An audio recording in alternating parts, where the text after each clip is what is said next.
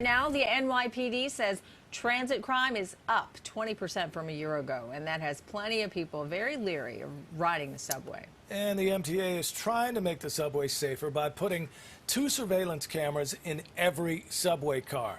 It's expected to take 3 years to complete because the city has nearly 6,500 subway cars. But here's the question: how well will it deter crime? Yeah, well, here to talk about it is Anemone. He is a 35-year NYPD veteran.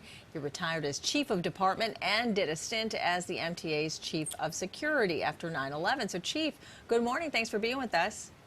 Good morning, and thanks for having me. All right. Well, Chief, I got to ask, the basic question is, will these subway car cameras actually make people safer? I mean, they're not going to be monitored, so how is this going to make people feel safer? Well, Craig, the answer is baked into your question. I think most of us who ride the subways and use the subways appreciate any efforts that the MTA is going to make. But we've got to start with the elephant that's in the room and not being discussed. I'm talking about the perpetually drug-addicted zombies, the dangerous psychos who inhabit the subway system. Those are the people who are responsible for the fear, and they're not going to be deterred by a camera system. Yeah, I a mean, professional criminal might. So basically, it's not really.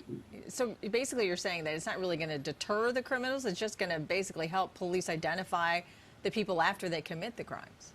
After the fact, it's an investigative tool. It's terrific. If they were monitored in real time and plugged into 911, you might have a better effect on the perception of safety. Listen, folks, the MTA has a lot of experience with the cameras. They have them on the buses. They have them on subway platforms. Before we spend hundreds of millions of dollars on more cameras, we should ask, or someone should be asking, how is the perception of safety? How is the perception of safety on the subway platforms, in the buses? Has it improved?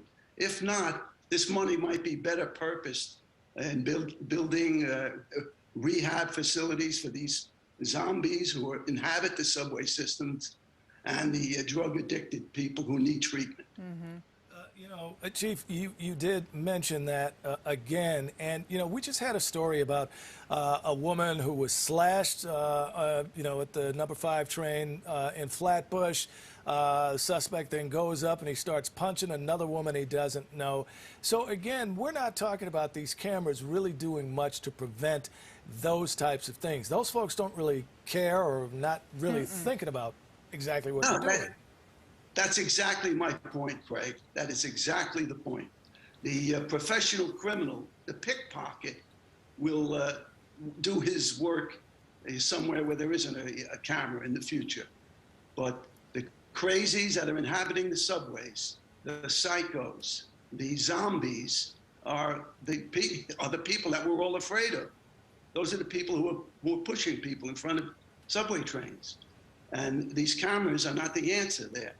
And, you know, the MTA has a long history of lousy maintenance, lousy installation.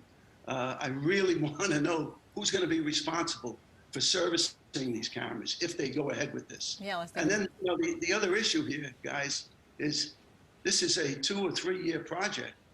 What are they doing tomorrow? What are they doing next week, next month? You know, to help the safety of the commuters. We are seeing more police officers underground. I mean, I commute every day on the train, so I will admit that I do see more police officers on my route. But do you think that they think that the cameras are an effective alternative to putting more officers on every train? The answer here is more police. The Transit Bureau is understaffed right now. The police you see are working overtime. They're coming from all over the police department, which means somebody upstairs on the street isn't seeing a police officer because they're flooding the subways. You need more trained police officers. The money would be better spent in hiring police who would be there to deter even a crazy, even a zombie. they could take action against that person. Well, But, let's talk about money, because you know when the gunman shot up that Brooklyn subway platform back in April, the platform cameras actually weren't working. And again, There you go. these cameras that we're talking about are going on these subway cars are not going to be monitored, so you won't know they aren't working until you go to look at them. So I mean, is this new system going to require some massive maintenance? I'm sure it is, but I don't trust the the MTA to be able to stay on top of this. You yourself have indicated 6,500 subway cars, 2 cameras in each car. Who's going to be doing the repairs? Who's going to be checking just to see if they're working? The maintenance on something like that is enormous. Yeah.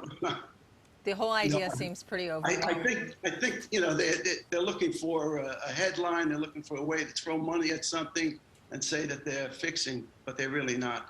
All right. Well, retired NYPD Chief of Department Lou Anemone, thanks again for being with us this morning. We really appreciate your insight.